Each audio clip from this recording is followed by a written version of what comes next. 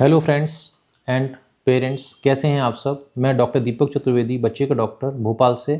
आज आपके बच्चे के बारे में एक डिस्कस करूंगा इम्पोर्टेंट टॉपिक। मैं ये जानना चाह रहा हूं कि ऐसा तो नहीं है कि आपके बच्चे को बार बार और लंबे समय के लिए खांसी हो रही है। अगर ऐसा कुछ है तो दोस्तों एक बीमारी होती है जिसको बोलते हैं ब्रोंकिएक्टेसिस। इसको रूल आउट करना बहुत ज़रूरी है।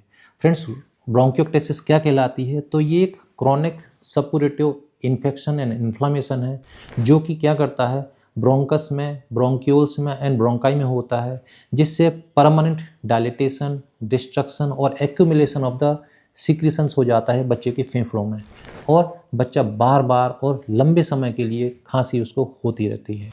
दोस्तों क्यों होता है ये? तो नॉर्मली ये देखा गया है कि अगर किसी बच्चे को रिकरेंट रेस्पिरेटरी ट्रैक्ट इन्फेक्शन हो रहा है, जैसे कि निमोनिया हो रहा है, निमोनाइटिस हो रही है, अगर बच्चे को मीजल्स, पोस्ट मीजल्स से देखा गया है, पोस्ट पर्ट्यूसिस से भी ये देखा गया है, कोई बच्चा जैसे कि जेनेटिक कंडीशन होती है सिस्टिक फाइब्रोसिस, उन बच्चों में भी ये देखा गया है। अगर अर्ली इन्फेंसी में ये सब बीमारियां होती हैं जो कि बार बार हो रही होती हैं, तो ऐसे बच्चों को ब्रोंकिएक्टेसिस हो सकता है। इसके अलावा अगर बच्चा को फॉरेन बॉडी एस्पिरेट किया है, फॉरेन बॉडी पे मैंने अलग से एक वीडियो बनाया है, आप जरूर उसको देखिएगा। अगर बहुत लंबे समय तक foreign body in the form of peanut, जैसे कि मूंगफली का दाना, चने का दाना, काजू, बादाम या पीनट्स, मटर का दाना अगर गया है तो ये भी ब्रोंकिएक्टेसिस कर सकता है। कुछ कंजेनाइटल कंडीशंस होती हैं जैसे कि सिस्टिक फाइब्रोसिस, जो कि एक कहना चाहिए एक कंजेनाइटल कंडीशन है जिसमें प्राइमरी सीलियरी डिस्काइनेसिया और जो सीलियरी मूवमेंट्स उनकी समस्या होती है। ये वेस्टर्न कंट्रीज में बहुत कॉमन होती है ये बीमारी।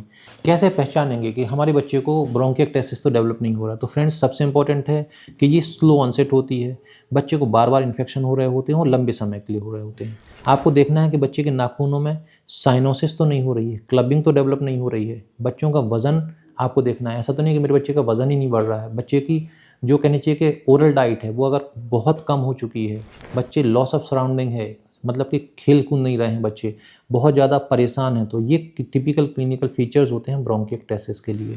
इसका एक मोस्ट इम्पॉर्टेंट सिम्टम्स है, ये आपको ज़रूर ध्यान रखना है कि अगर बच्चे को बहुत ज़्यादा कहनी चाहिए कि थिक सीक्रीशन आ रहा है, येलोइश म्यूकोपुरुलेंट सीक्रीशन आ रहा है, और ये सीक्रीशन पोजीशन के साथ अगर चेंज हो रहा है, मान चलो कि लेटे में ज़्यादा हो गया, करवट लेने में ज़्यादा हो रहा है, और अगर मॉर्निंग टाइम में जब बच्चा सो के उठ रहा है तो अगर ये सीक्रेशंस ज़्यादा हैं तो ये अगेन एक बहुत इंपॉर्टेंट सिम्टम है ब्रोंकिएक्टेसिस के लिए। छोटे बच्चों के साथ समस्या ये होती है कि ये बच्चे जो भी कहना चाहिए खखार या स्पूटम है इसको बाहर नहीं निकाल पाते हैं, तो ये क्या करते हैं, धीरे धीरे उसी को निगलते जाते हैं अंदर, और कुछ समय बाद तो ये जो म्यूकस है, जो स्पूटम है म्यूकोपुरुलेंट, ये ब्लड मिक्स्ड हो जाता है। दोस्तों अगर मान के चलो हमें शक हो रहा है कि मेरे बच्चे को ये समस्या है, तो आपको नियर बाय डॉक्टर के पास जाना है। डॉक्टर रूटीन से कुछ जांचें करता है, जैसे कि चेस्ट एक्सरे। चेस्ट एक्सरे में छोटे छोटे हनी कुमिंग टाइप के पैची एरियाज मिलते हैं जो कि इंडिकेट करते हैं पस पॉकेट्स। इसके बाद ब्रोंकोग्राफी, जो कि एक समय में तो गोल्ड स्टैंडर्ड मानी जाती थी, बट जब से ये सीटी स्कैन आया है तो HRCT चेस्ट से हमें एकदम कंफर्मेशन डायग्नोसिस हो जाता है ब्रोंकिएक्टेसिस का।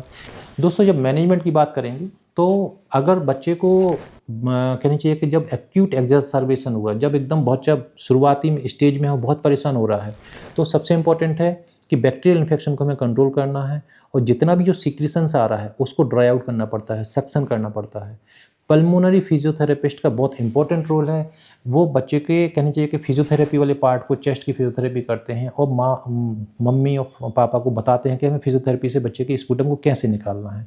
प्रिवेंशन, अगर मान के चलो कि हम प्रिवेंट ही कर लें कि भाई बच्चे को होने ही ना दें, तो कैसे कर सकते हैं? तो सबसे ज़रूरी चीज़ है कि अगर हमारे बच्चे को किसी भी प्रकार का रेस्पिरेटरी ट्रैक्ट इन्फेक्शन हो रहा है तो उसको जल्दी से जल्दी ठीक कराना है, कंप्लीटली ठीक कराना है। ये नहीं कि आधा अधूरा इलाज किया और फिर बच्चे को हमने छोड़ दिया, नहीं। बच्चे के वैक्सीनेशन पे जरूर ध्यान देना है। जो भी निमोनिया कॉजिंग कहना चाहिए कि बैक्टीरिया होते हैं, कभी कभी वायरस के अगेंस्ट भी, इन्फ्लुएंजा वायरस के अगेंस्ट भी वैक्सीनेशन आते हैं, आपको वैक्सीनेशन कराना है। और अगर बच्चे में कभी भी हमें फॉरेन बॉडी का सस्पिशन दिख रहा है, आपको ध्यान से नियर बच्चे के डॉक्टर के पास जाके उसकी फॉरेन बॉडी को जल्द से जल्दी रिमूव कराना है, सो दैट कि ये सब समस्याएं गंभीर समस्या के तौर पे कन्वर्ट ना हो। Friends, thank you. मैंने एक संक्षिप्त जानकारी दी। एक रेयर कहनी चाहिए बीमारी है जो कि कभी कभी कॉमन भी हो जाती है, ब्रोंकिएक्टेसिस। इसके बावजूद भी आपको अगर कुछ पूछना है बच्चे की सर्दी खांसी से संबंधित, आप मेरे से डेफिनेटली पूछ सकते हैं। नमस्ते।